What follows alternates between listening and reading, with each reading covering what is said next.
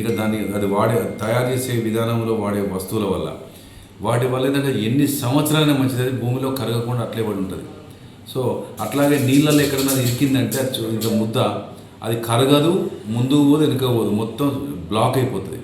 కాబట్టి పర్యావరణ పరంగా మనుషుల, పక్షుల, జంతువుల ఆరోగ్యరీత్యా అన్ని రకాలుగా ప్రమాదకరం. కాబట్టి దీనిని ప్రభుత్వం ఎప్పుడో బ్యాన్ చేసింది.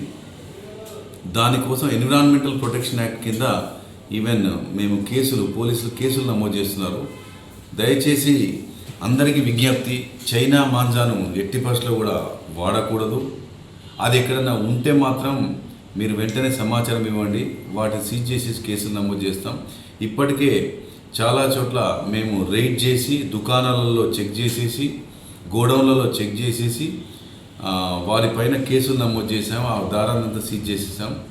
అలాంటి కేసుల బారిన మీరు పండగ పూట పడద్దని మా యొక్క సూచన.